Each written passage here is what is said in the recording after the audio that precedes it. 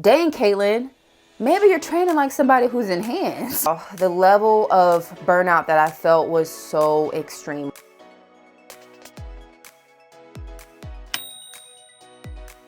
Hey everyone, welcome back to my channel. If you're new here, my name is Caitlin Grant. I am a natural bodybuilder and a mom of 2. And in today's video, I'm giving you guys a whole recap because it's been 8 weeks since my national show day video. And your girl has put on some weight. I put on some weight, y'all. And I want to go ahead and talk to you guys about my weight gain, how I'm feeling. Obviously, you guys seen the video title. I don't have a coach right now. So we're going to be going over that and also what you should look for in a coach as well. Let's get into this check-in. It has been 6 weeks since I've even put on a posing suit. And since I've weighed myself, you guys. So I'm weighing in at a whopping 172.6 pounds. My waist is 28.5 inches. So during nationals, I weighed in at 151.5 pounds, I think. Either 0.5 or 0.8 pounds. But regardless, you guys, I'm up a whole 20.8 pounds. I haven't had a coach in 6 weeks. And I'll get into that a little bit later in the video as to why that whole reason is. Post-show day was November 15th. So we did have the holidays and all that, and I did eat. And also just like enjoying food, you know, going out to restaurants sometimes with family or friends, just because like I have not really had a social outing in a very long time, okay, with any of them. Like usually I'm always in prep or I'm always, you know, on a diet. So I kind of just use that time to give myself grace and enjoy the food. I really had to think about it. I was like, okay, Caitlin, you can follow your reverse diet plan and you can increase your calories on your own, 100 calories a week or 100 calories every 2 weeks, or, you know, you can just eat. I tried to include a little bit more food, like once I stopped working with my coach, but I just felt, again, still like really burnt out. I didn't really know what was going on with my body because I also have never had blood work done as well, but I just felt like I needed to eat. And honestly, I didn't feel like doing a 100 calorie increment, but I knew I needed some food and some rest. So I just started, you know, adding in extra food here and there, going out to eat, like I said, with family members here and there. I've been sticking to my reverse plan, but adding extra stuff in. So still hitting my protein, still getting my vegetables, but just having extra meals and sometimes things that I typically don't eat. Let me get into this as well. Like ever since working with my coach, I was never eating at maintenance. Like even in my like short off seasons time, I was never eating maintenance calories whatsoever. So I was always on low calories, and all this was just going through my mind like, okay, Caitlin, maybe this is why you're so burnt out, because you've been working out a lot, you've been on low calories. So am I upset about the weight gain? Absolutely not. I know that people probably like, girl, what? You did not do your reverse right. I completely understand. I completely understand how it looks. All right, but I'm gonna tell you how I feel. I feel amazing, okay? I feel more alive. I do not feel as burnt out as I was, you guys. Like I was just in a place where I just had to kind of listen to my own body. So yeah, I've just been having a great time though, y'all, in the gym. Like training sessions have been chef's kiss, right? My strength is back. Enjoying the gym, been feeling strong. So I'm not really complaining. I'm feeling good right now. And to me, that is the most important thing, is I don't feel how I used to feel. For bodybuilding, I would say my training style was more like powerlifting. After I had my babies and I got back into the gym, I was definitely doing a little bit more of like a powerlifting style in a way. By that, I just mean I was lifting like a lot of weight. So still doing basic routines, but I was doing less reps, more weight. I was just performing super well in the gym.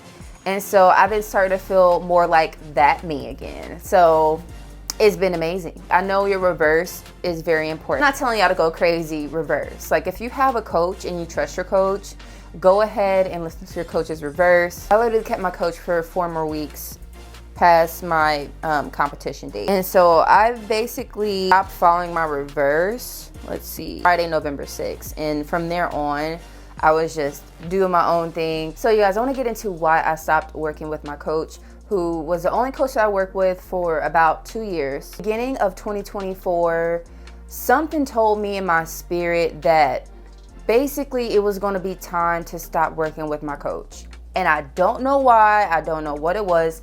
I just had this strong feeling in my spirit that it was gonna be time to stop working with her eventually. Okay, and at this point, everything was good as far as I knew. Like, there wasn't any altercations or like anything like that, honestly. So I was like, okay, Lord, like, you know, I'm listening. So as the year goes on, I did start noticing a few things, and I won't go into too much detail about everything out of respect for her.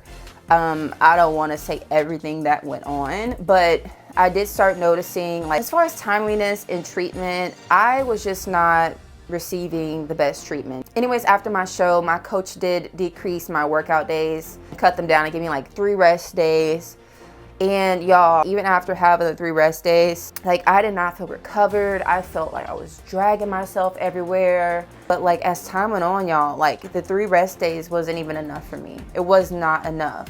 And then she did eventually like change up my cardio and stuff. Like, it was starting to decrease in time. And I still felt extremely burnt out. To sum it up, I did go ahead and like send her a long message, just like thanking her for everything that we've done together and just who she is as a person and all that stuff, and just letting her know that I needed a break because I was really burned out, right? And you guys, I guess it didn't really go too well. And she did mention like a 30-day cancellation policy, and I was just like, oh, well, I'm so sorry, but you know, I understand that this is your business. I do apologize for not giving 30-day notice, but I legit I just need a break. Like, it was that bad, y'all. I was training about 6 days a week, doing weight training sessions and cardio sessions. On my own, I was also doing cardio on my 7th day, on my rest day, like making it up just in case I missed it throughout the week. I'm not saying do that. Don't work out on your rest day, but like, I really did not want to miss anything. So I always ended up doing some type of cardio on my rest day. Rarely ever did I actually have like a legit rest day. But I was still training a lot for years. So even just like 3 weeks post show, I was extremely exhausted. Like, I'm not talking about, oh, I'm tired. No, extremely exhausted.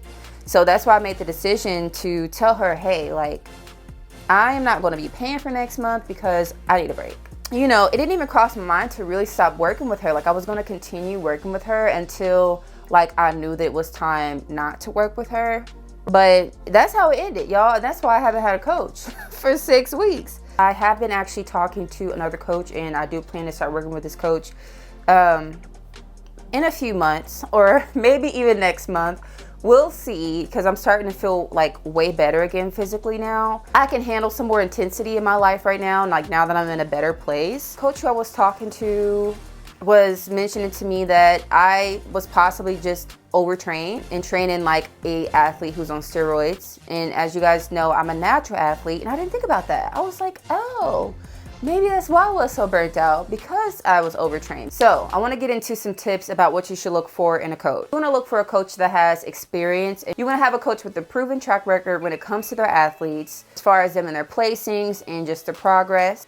You want to make sure that your coach can customize a plan based on your goals, your nutrition, your fitness level. They should be asking you about your lifestyle when you sign up. They should be asking you about your day-to-day. And they should be making a training program that is going to be able to benefit you. You want to find someone who has great communication skills, who can provide good feedback, and then also explain any type of approach that they're about to have you on very clearly. I feel like that's something an athlete should not have to go and ask. Like, if you're giving me a plan, I feel like I shouldn't have to ask, okay, why am I doing this? I feel a coach should, you know, give you your plan and explain to you, okay, this is what I'm having you do this time around because we want to achieve this goal. So that's really important. And another thing that you want to look for is client testimonials. You want to make sure that this coach has had other athletes, and you want to see their transformations, their before and after. Just because someone says, okay, I have a certification in this and I look like this, that you should work with me. No, definitely go by their before and after pictures with their clients. And another thing that you should look for in a coach is their availability. So you need to decide if you need a coach who's in person, or if you're okay with having a coach who is virtual, that's online. If you are completely new to the gym and bodybuilding, I definitely think it's important to have a coach who's in person. If you feel more comfortable with a coach who's in person, definitely look for someone who's more local to you.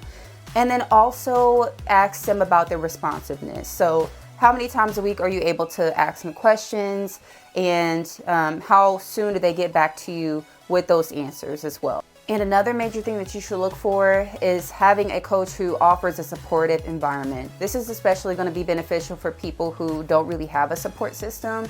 So you want to make sure that you have a coach who can kind of encourage you and be your hype man, you know, help you believe in yourself. All right. And you guys would know this when you talk to your coach. So hopefully you can give them a call or FaceTime, whatever. So therefore you kind of can get a feel for the personality and be able to ask them these questions. You want to make sure that your coach is able to structure your nutrition around your life and your workouts. So therefore you can get the most when it comes to your recovery and your training. And another thing, make sure that your coach has worked with natural athletes. And I'm saying that assuming that a lot of people who watch me are natural. Natural athlete, that is a question that you should ask your coach, okay? Like, have you worked with natural athletes? And if so, how might your training be a little different than someone who is enhanced? Because y'all don't want to go through extreme burnout like I did. I'm telling you, make sure that your coach has worked with natural athletes. Enhanced athletes versus natural athletes, you have to train them different. You can't overtrain. Right? You need to make sure that your rest and recovery is top tier. I knew that in the beginning, like, you know, that natural athletes take us longer to build muscle. Recovery is super important, like even more important for natural athletes. Like, I've always known that, but I didn't sit back and like look at my own routine. Like, dang, Caitlin, maybe you're training like somebody who's enhanced. Yeah, like, anywho, I'm glad I figured that out, and I'm glad that I'm feeling better now. Those were some of the questions that I asked my potential coach. I got the answers that I wanted to hear, y'all. I hope that my tips have been helpful for you if you are new, or even if you have had a coach for a while and you're just, you know, thinking about making that transition to talk to other coaches. It's just important to look at all of that. Make sure that they're timely, they're not giving you attitude, that they understand your goals. You know, you really want a coach who can pour into you, who can explain things to you, who can give you their time, especially if you are looking to bodybuild competitively. You really need that attention, and you deserve that attention. And that's what I had to figure out about me. I deserve to be valued as an athlete, and I want someone who can take me to the next level, as I know that my physique can go. I feel like the Lord has really transitioned me to be able to work with someone who can care for me better and who can help me really get to the top. So I'm so excited about that. But yeah, that's pretty much it. That's what I wanted this video to be about. Yeah, y'all, hopefully you guys have liked this video. Please be sure to like, comment, and subscribe so therefore you never miss any more uploads from me. And as always, stay blessed, and I will catch you guys in the next video.